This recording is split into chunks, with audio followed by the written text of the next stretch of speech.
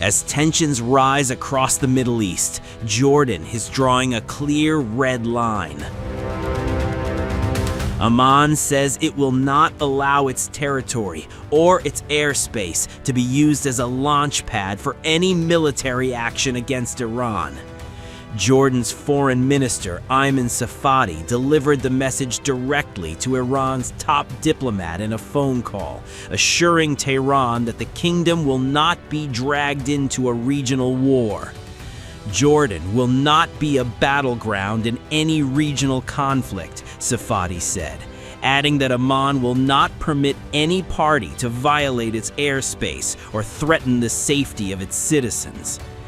The statement comes amid mounting U.S. threats of possible military action against Iran and growing fears of a wider regional spillover.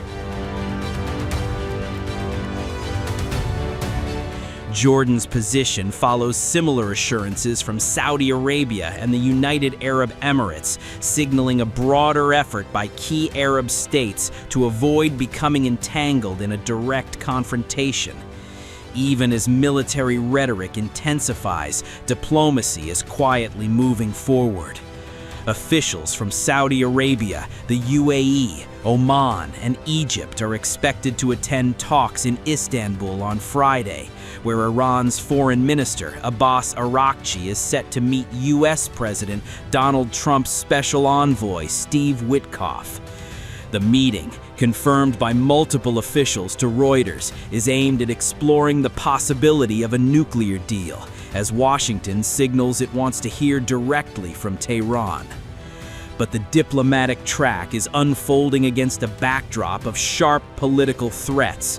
In Washington, U.S. Senator Rick Scott claimed Iran's leadership is under mounting internal pressure, urging the White House to intensify its campaign against Tehran. Inside Iran, divisions are deepening. Hardline lawmaker Amir Hossein Sabati attacked the government's pursuit of negotiations with the United States, instead calling for a preemptive strike against Israel and U.S. bases in the region. Meanwhile, Israel is openly preparing for escalation. Prime Minister Benjamin Netanyahu told the Knesset that Israel is ready for every scenario, warning that anyone who attacks the country will face unbearable consequences. There are still challenges ahead of us. More testing moments await us, but we are vigilant and prepared for any development. We are monitoring the situation and are ready for any scenario. Anyone who attacks us will face unbearable consequences as far as he is concerned. As tensions sharpen further, U.S. envoy Steve Witkoff is set to arrive in Israel on Tuesday, where he will meet Netanyahu amid the standoff with Iran and renewed efforts to end the Gaza war. The region now stands at a crossroads, with diplomacy, deterrence, and military warnings all colliding at once. The question is no longer whether tensions are rising, but whether restraint can hold as the margin for error continues to shrink. This particular topic has been a subject of discussion and consideration for a significant period of time, and Russia, for quite a while now, has consistently put forward its services as a potential and viable option, one that could ultimately lead to the successful elimination of specific points of contention or the removal of certain irritants for a number of different countries. At this present moment, Russia is steadfastly continuing its diplomatic efforts and is actively engaged in maintaining communications with all relevant stakeholders, and to the utmost extent of its capabilities, it consistently upholds its unwavering commitment to proactively contribute to the de-escalation of the prevailing tensions surrounding the situation in Iran. In the fragile world of nuclear diplomacy, a familiar power is stepping forward, once again, as a would-be mediator. The Kremlin says Russia is ready to help remove Iran's enriched uranium, reviving a proposal that Moscow claims has been on the table for years. According to the Kremlin, discussions about Russia potentially taking custody of Iranian enriched uranium are not new. Instead, Moscow says it has long offered itself as a broker, positioning the move as a way to ease tensions surrounding Iran's nuclear program.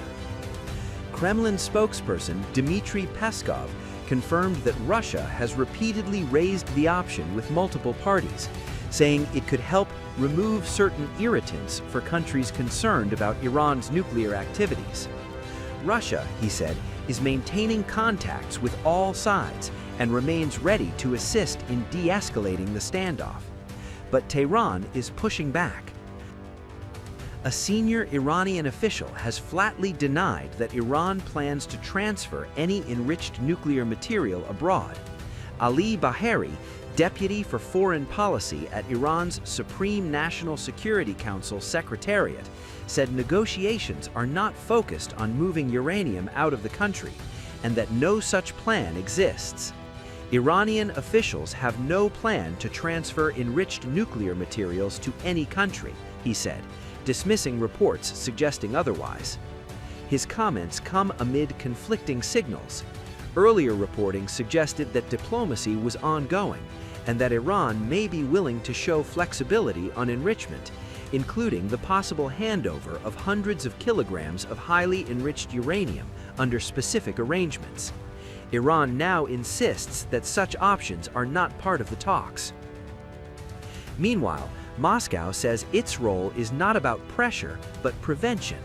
The Kremlin insists it is still working to de-escalate tensions around Iran, repeating that it has long offered to store or process enriched uranium as a confidence-building measure. At stake is more than diplomacy.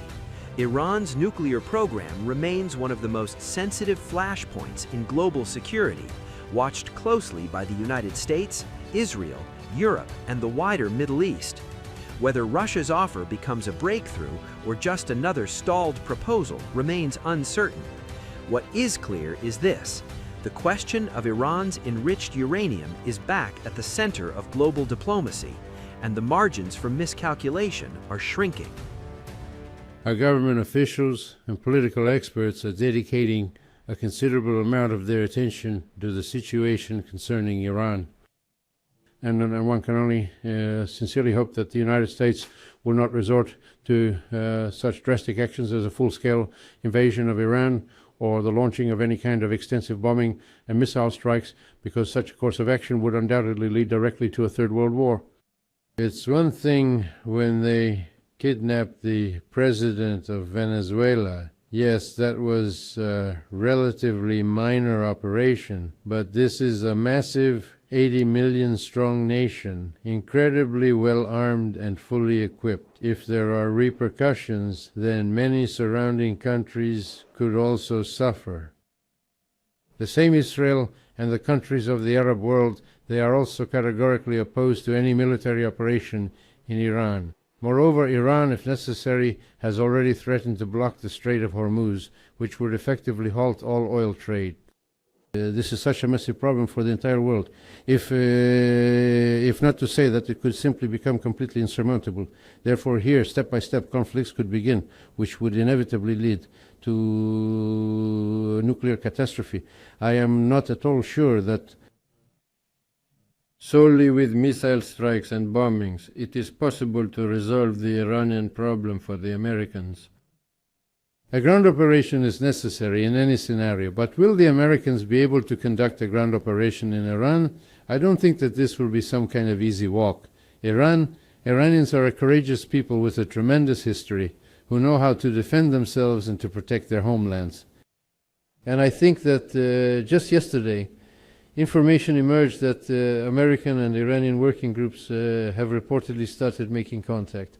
And I truly hope they won't let the situation escalate into a war.